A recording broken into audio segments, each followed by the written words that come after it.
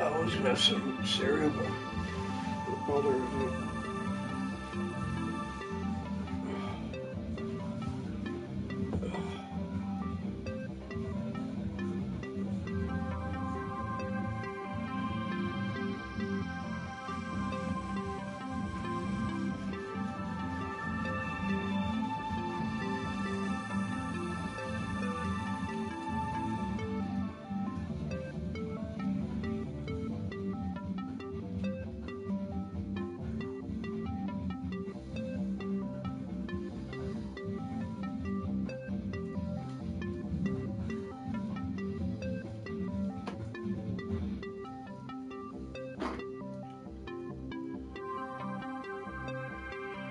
I had a nice air frying meal last night, air fryer meal.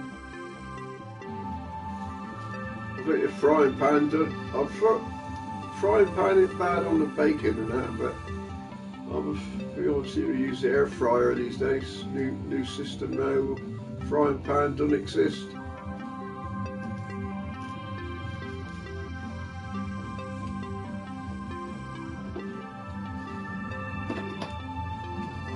All that gear going on. Some money in. I'm in the money.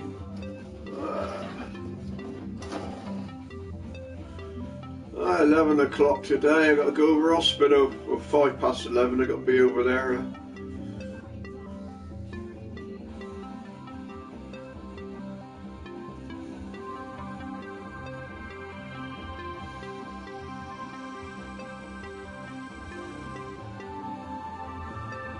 I'm going to take my letter over there, or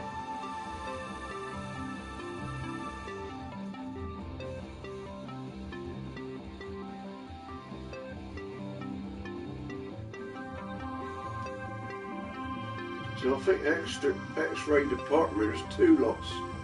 There's a new lot, then there's the old X-ray place over the hospital.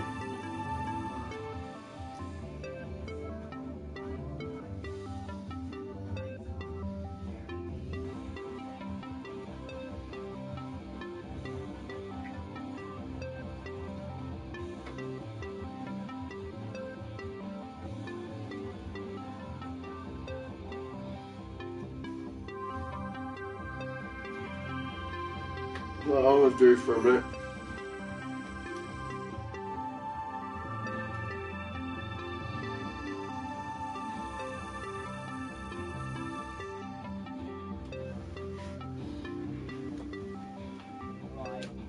Very heavy downpours of rain with some flashes of lightning, some rumbles of thunder, some of the showers open.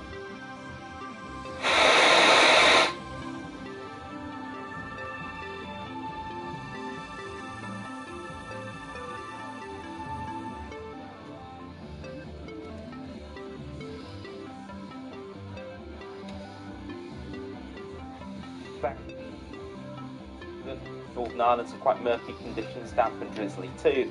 And then another weather front's just bringing some rain northwards across central southern England, into parts of the Midlands, the southeast, eventually getting into parts of Wales. Something a little bit brighter into the southwest of England, also brighter but with some wintry showers in northern Scotland, highs of 6 to 12 degrees. Now during Tuesday night we'll see this rain band journeying northwards and then bumping into cold air across Scotland with some snow, especially over high ground, but to relatively low levels in the northern half of Scotland. Behind that, some clear spells, but bands of showers pushing in from the west, some of which will be heavy with some hail and thunder.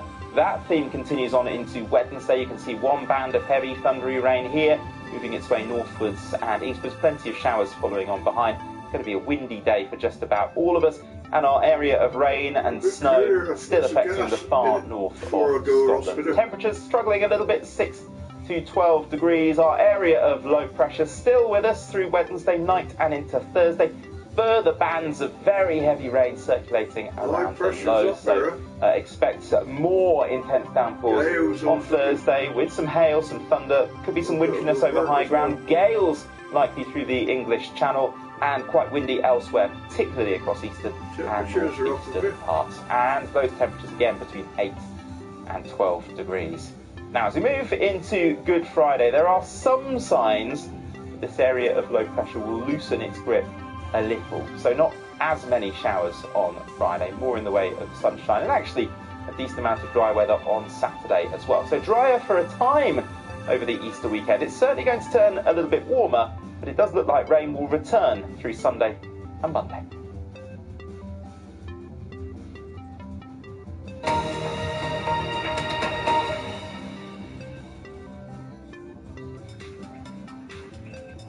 Morning gang, it's Breakfast with Zoe, here to get you on your feet with this absolute classic. You're welcome.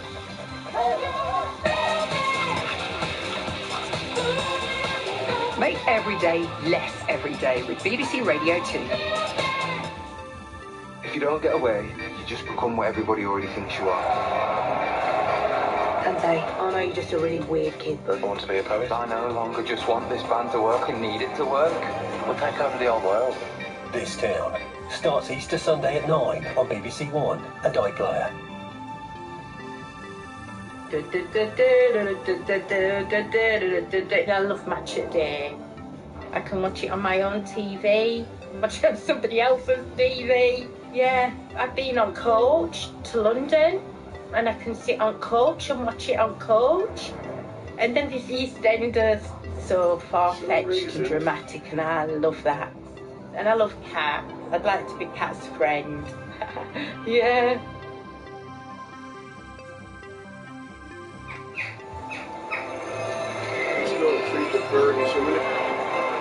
Good morning and a warm welcome to Tuesday. This is BBC One, getting the day underway now with breakfast.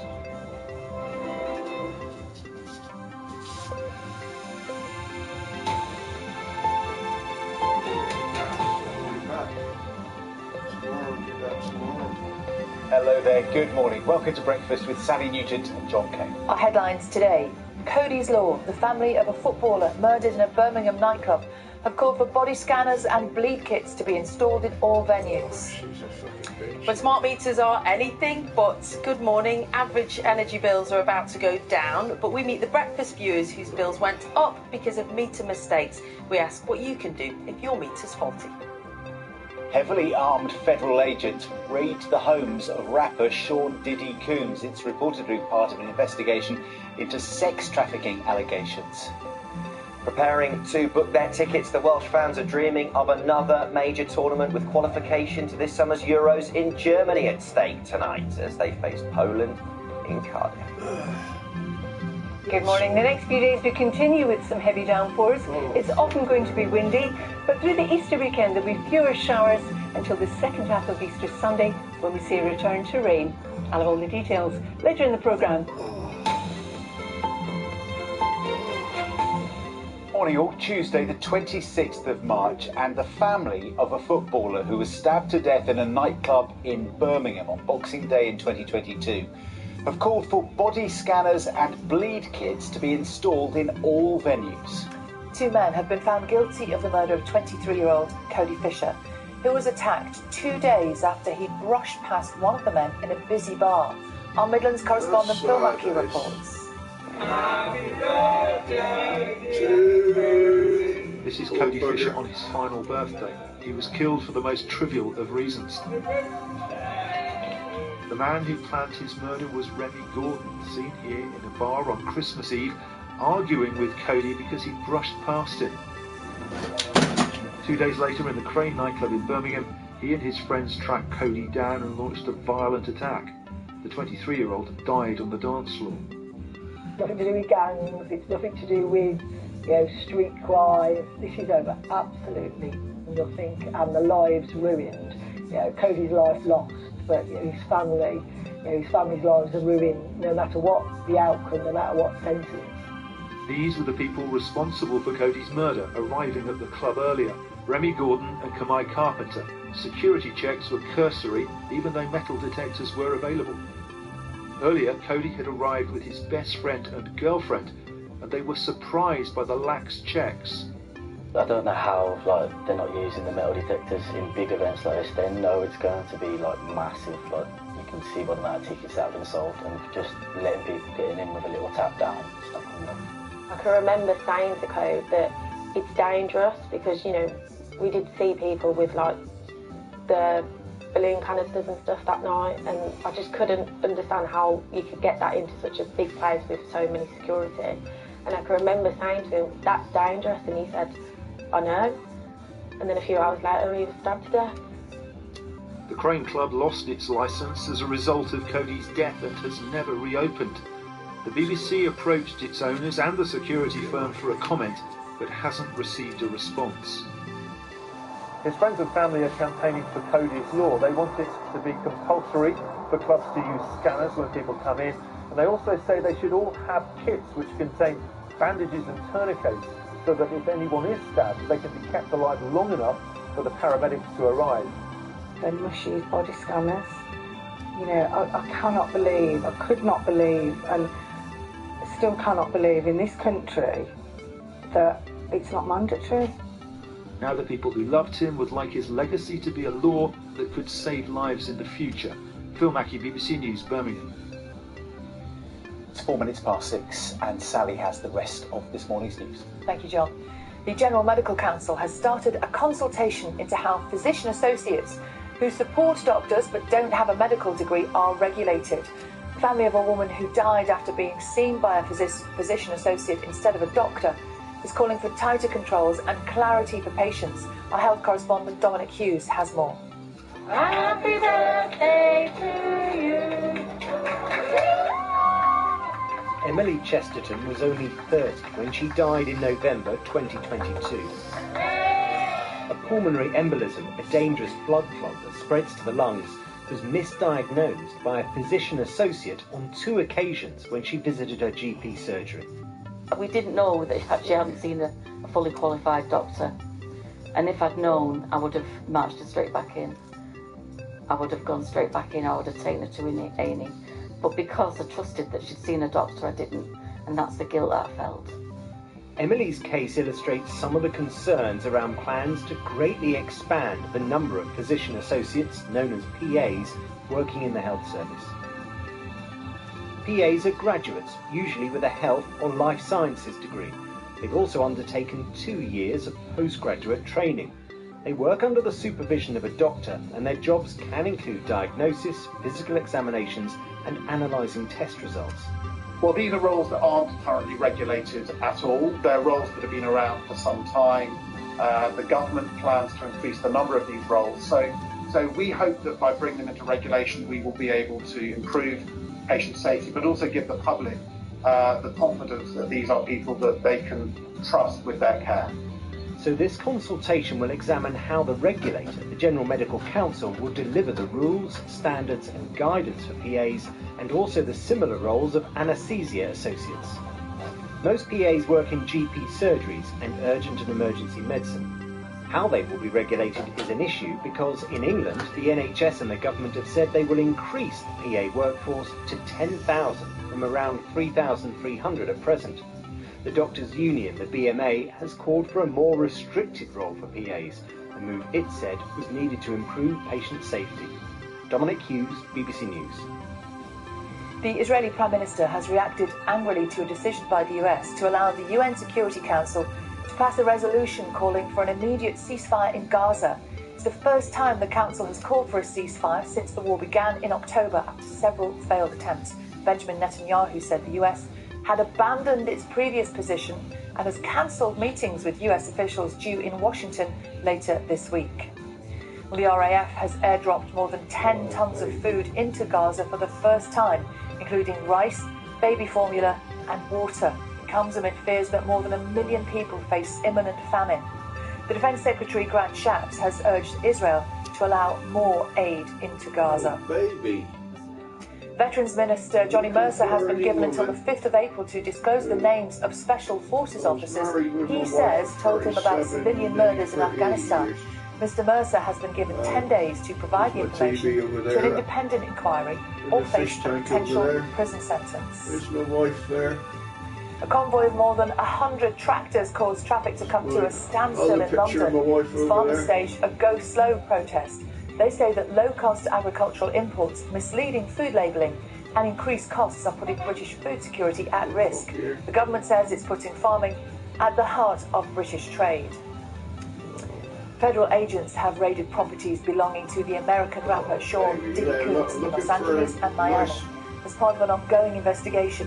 The hip-hop star has faced several lawsuits accusing him of sexual misconduct. His lawyers have denied the allegations. Our North American correspondent David Willis has this report. In my life, aerial footage shows heavily armed federal agents storming Sean Combs' Los Angeles mansion as part of a bi-coastal operation that also targeted his waterfront property in Miami. I'm married to you, but that's about it. Several people were placed in handcuffs whilst agents searched the sprawling premises in LA. Combs' whereabouts and what officials were looking for hasn't been revealed. A statement from the US Homeland Security Department said the raids were part of what it called an ongoing investigation that is thought to relate to allegations of sex trafficking. Formerly known as Puff Daddy, Sean Combs is one of the most influential hip-hop producers of his generation. A 3 times Grammy Award winner, he also founded his own record label, fashion line and television network. Before being accused last November by his former girlfriend, the singer Cassie Ventura, of domestic violence.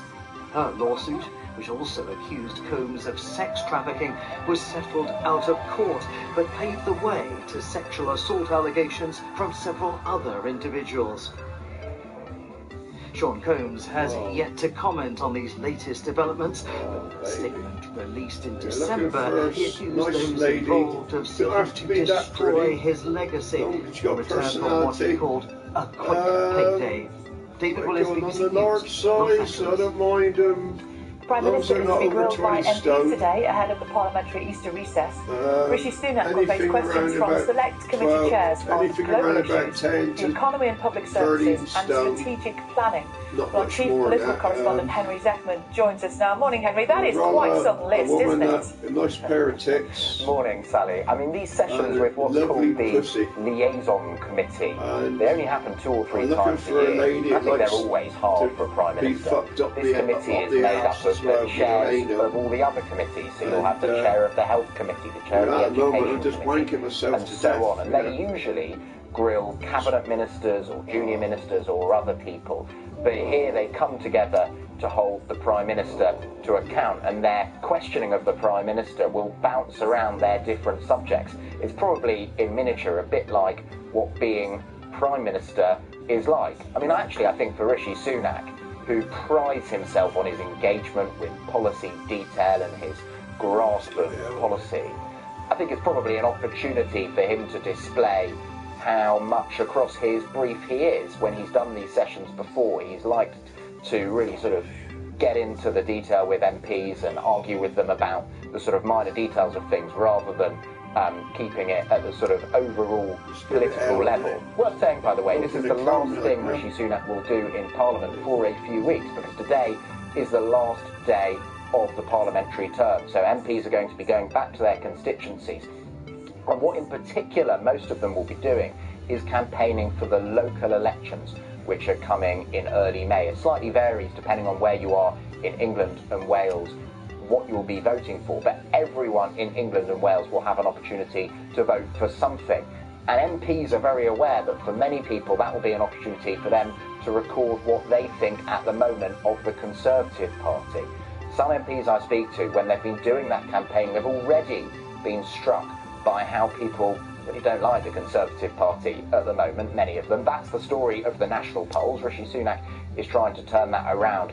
But a lot of MPs, a lot of Rishi Sunak's MPs are going to experience that on the doorstep in the coming weeks and then come back to Parliament and share those potential frustrations with each other. So today is going to be hard for Rishi Sunak, but what's to come could be harder.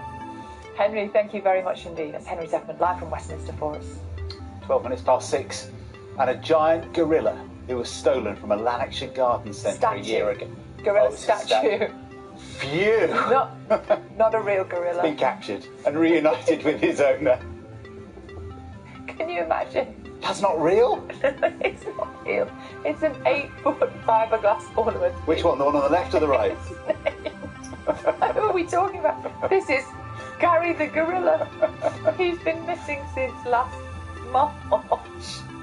He was, he was discovered, as you can see, in a lay-by in the A92 in fact, and he does not does not look happy about it, does he? How do you hide an 8-foot fiberglass gorilla for a year? He was a popular fixture at a nursery in Cardiff for 10 years, been in a ditch for 12 months, but now Gary's back. Thank goodness. Yes, obviously quite popular. Who would have... Yeah, there's so many questions. Carol's back too. Thank goodness. Morning, Carol. The real morning, one. Yes, indeed. There's nothing fiberglass going on here. Good morning, everyone.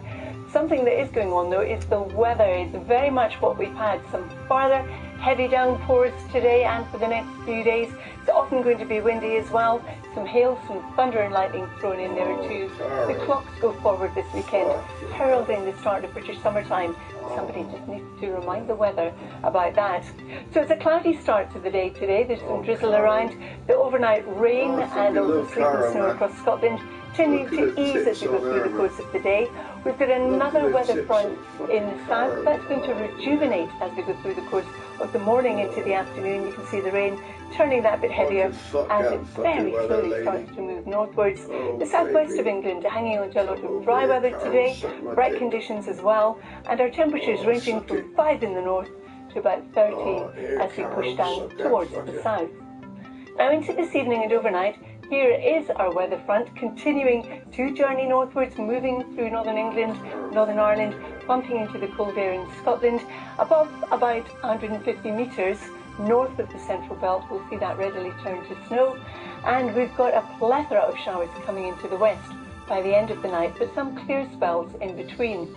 Now, despite the temperatures you see here, temperatures could fall away as low as -3 or -4 across northeast Scotland, so a cold start to the day for you tomorrow. And tomorrow we start off with this mixture of rain, sleet, and also some hill snow across parts of Scotland. Windy here as well, and our showers moving eastwards across England and Wales, and also eventually getting up into the southern uplands through Northern Ireland.